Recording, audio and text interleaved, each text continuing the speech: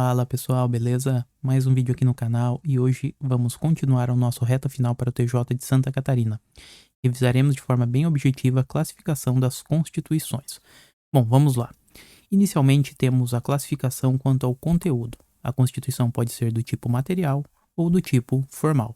Quando falamos em uma Constituição com conteúdo material, estamos nos referindo a constituições que trazem matérias tipicamente constitucionais. O que seriam matérias tipicamente constitucionais? São aquelas matérias que possuem previsão em basicamente todas as constituições ao redor do mundo.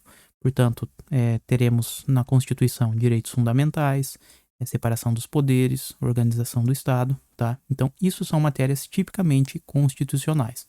Já a Constituição formal é aquela que traz matérias tipicamente constitucionais, portanto, todos estes conteúdos aqui estarão presentes, e ela tem um plus, também trará matérias sem ligação com um conteúdo constitucional.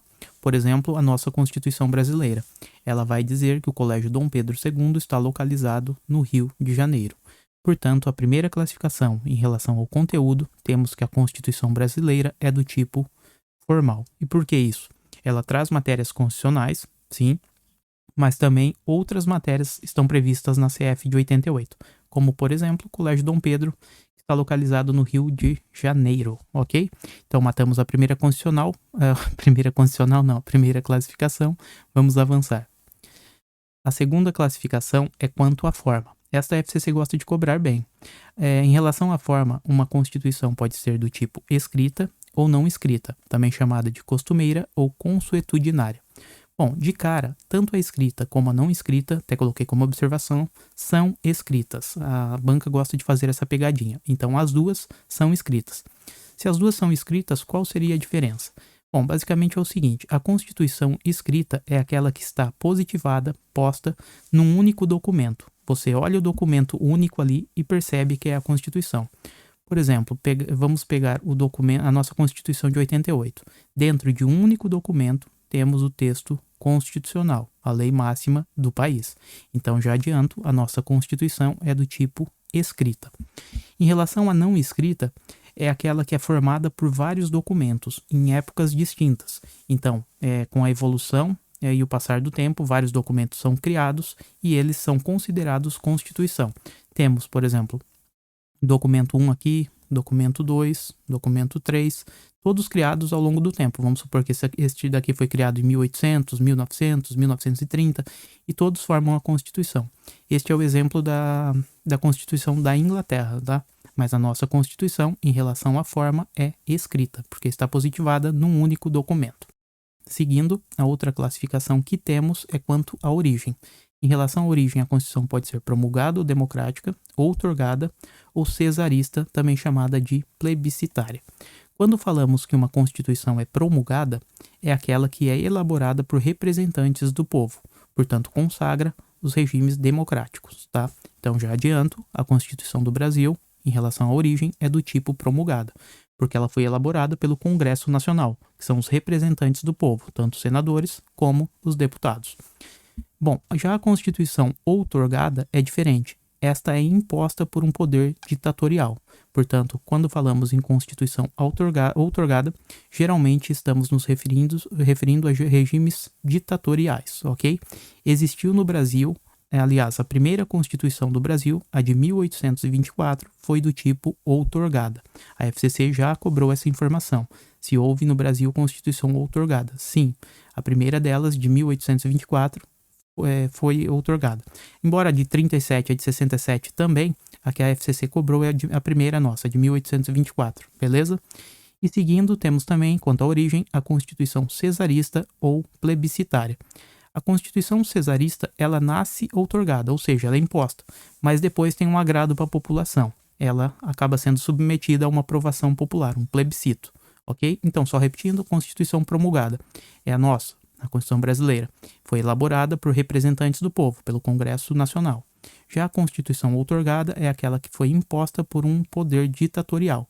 Perceba, na outorgada não há depois uma aprovação, não é submetida a uma aprovação popular. A outorgada já existiu no Brasil, a nossa primeira Constituição foi outorgada, de 1824. Já a cesarista é aquela que nasce outorgada, ou seja, ela é imposta, mas depois, como eu disse, é dado um agrado à população. Ela acaba sendo submetida para sua posterior aprovação via plebiscito.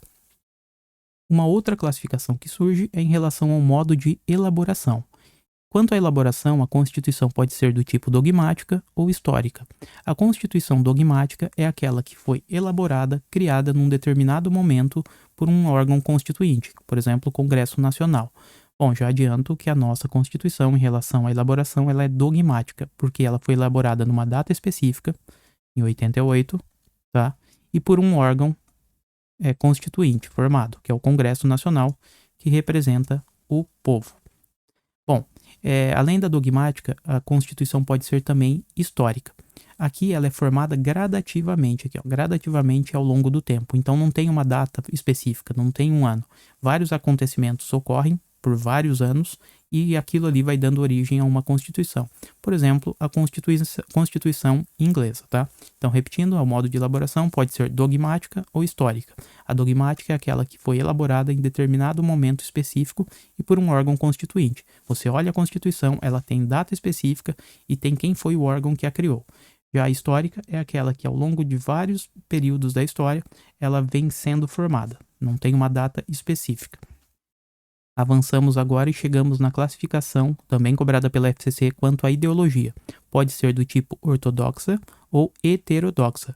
Quando falamos em uma classificação quanto à ideologia do tipo ortodoxa, devemos ter em mente que é aquela Constituição que conterá apenas uma ideologia.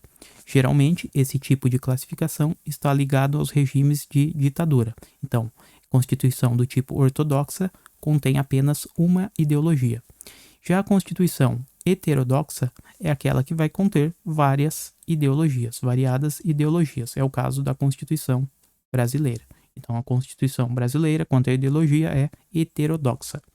Seguindo, a próxima classificação vai nos dizer em relação à extensão. Bom, quanto à extensão, uma Constituição pode ser do tipo sintética ou analítica.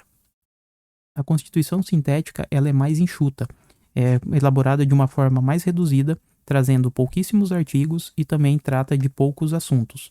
Ela só elenca linhas gerais, mas não chega a aprofundar, ok? Já em relação à extensão analítica, é diferente, é uma Constituição mais ampla. Ela é mais extensa, trazendo uma infinidade gigantesca de artigos e trata dos mais diversos assuntos, portanto é bem mais detalhada. A nossa Constituição é do tipo analítica. E um dos grandes exemplos disso é que a nossa Constituição trata, inclusive, do Colégio Dom Pedro II, como falamos anteriormente, que fica localizado no Rio de Janeiro, tá? Portanto, em relação à extensão, a nossa Constituição é do tipo analítica. Outra classificação que surge é em relação aos objetivos ou à finalidade da Constituição. Nesta classificação, temos que ela pode ser do tipo garantia ou do tipo dirigente. Uma Constituição garantia é aquela que vai, como o nome diz, garantir liberdades. Como ela faz isso? Ela limita o poder do Estado. Então, ela garante as liberdades individuais, limitando o poder do Estado.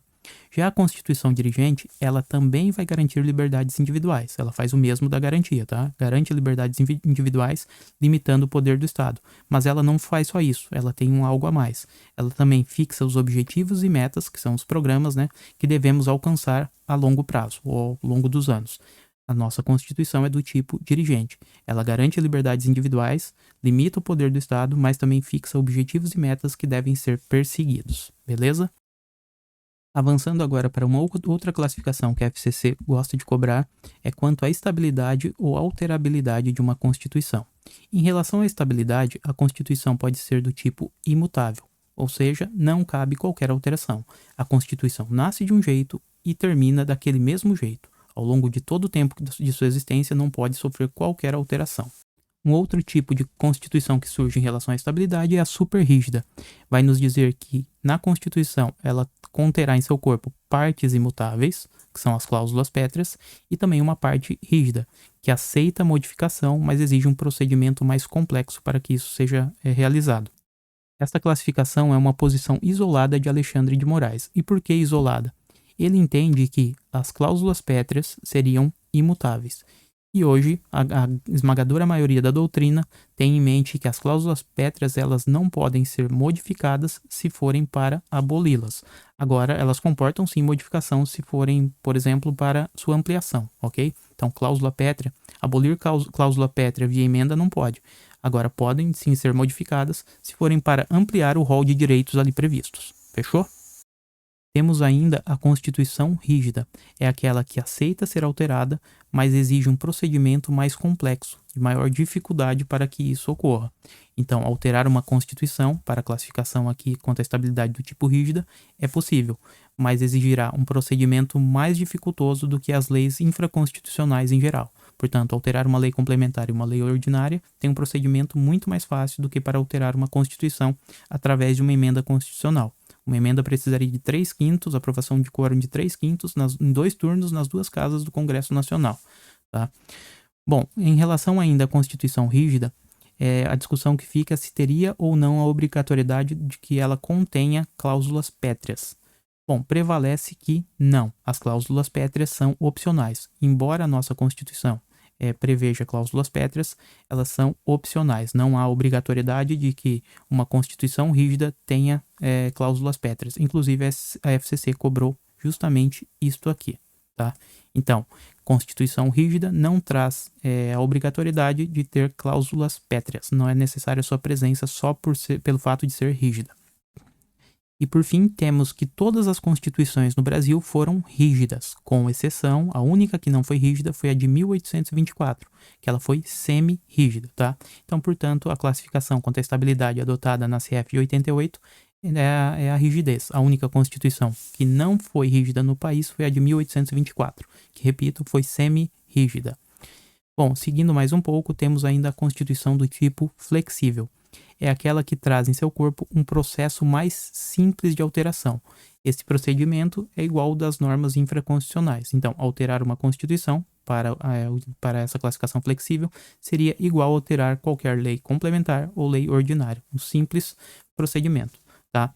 Embora a Constituição seja flexível, isso não vai excluir automaticamente que ela não possua mecanismos constitucionais de controle de constitucionalidade. Portanto, não é pelo fato da Constituição ser flexível que ela não possuirá um controle de constitucionalidade, seus mecanismos, ok? E por fim, uma Constituição flexível, ela pode ser mais estável que outros tipos de Constituição, inclusive a rígida. Não é o fato de ser flexível que a torna menos estável, beleza? Bom, e para fecharmos, quanto à estabilidade, a Constituição pode ser ainda semi-rígida ou semi-flexível. Esta classificação vai nos dizer que parte da Constituição é rígida, ou seja, um procedimento para sua alteração é dificultoso, e a outra parte flexível, traz um procedimento mais simples que se assemelha às leis infraconstitucionais. E agora, para fechar, vejamos como a Constituição do Brasil de 88 se classifica em relação a cada uma destas classificações.